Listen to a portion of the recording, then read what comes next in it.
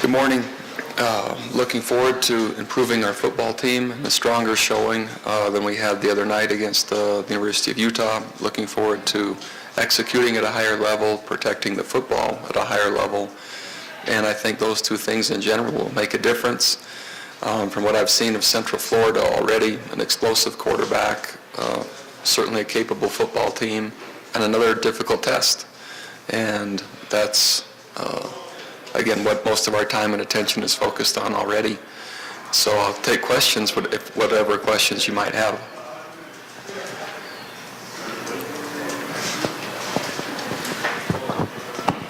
Bronco, did the film confirm your belief that your team competed to the end of the game? It really did. It was actually one of our, it's funny, one of our stronger defensive performances in a lot of critical situations. We had two plays that were poorly fit against what we call run fits at the end of the game. The timing of the game and when they happened, that was the problem. In terms of 8 or 9 players chasing the guy down as hard as they could go, they played the same. They just didn't execute very well on that play, on those plays. And after your efforts to restructure the offensive staff in the offseason, is the process working and the results aren't there, or how would you answer that? I think it would be just that way. Certainly the results haven't shown it yet.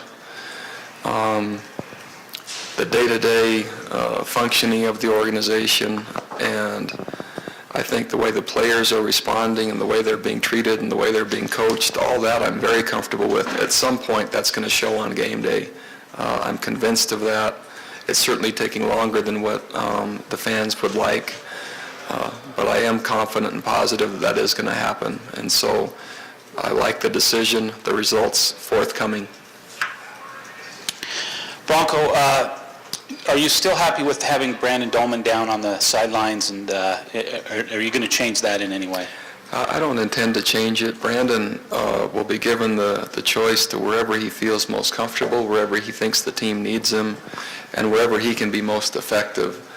And that's not a decision I would like to impose on him, as I wouldn't have wanted it imposed on myself. But the bottom line would be, where can he help our football team the most, and where can he be most effective from? And with his personality and with his strengths, I'm comfortable with where he is at the moment. Have you heard from any officials about Travis Uwali's hit, and maybe there's talk there might be a suspension because of that? I haven't. In fact, until you just brought it up, I haven't seen anything about it. I think both hits were legal, and I think they were both fair, and they weren't helmet to helmet, and they were shoulder pad to shoulder pad and aggressive plays that I thought were legal plays, and so I hadn't given them a second thought since you just asked right there. And then over the weekend, the ACC expanded. Looks like the era of super conferences is upon us. You talked a few weeks ago about that. Is there a concern from BYU that you might be left out of this whole process? You know, I haven't thought about being left out. I think the program is too strong with too much tradition and having won too many games recently to be left out. I don't really have much control or much say over how that'll work. It surprises me a little bit. The Big East is part of this. But again, the inklings and the thoughts that this might be happening the past couple of years with head coaches, you could kind of tell. And then can you kind of take us through the process of why you're playing Central Florida, how that scheduling came about, and also is this kind of a sign of things to come where you'll be playing a lot of Conference USA teams? Conference USA, they're willing to play, number one. In the independent scheduling, this one not so much because of where it is, but the middle to late games are the ones that are being more difficult for us to find. Conference USA has shown that they would be willing to play BYU in some of those stretch, in some of those areas.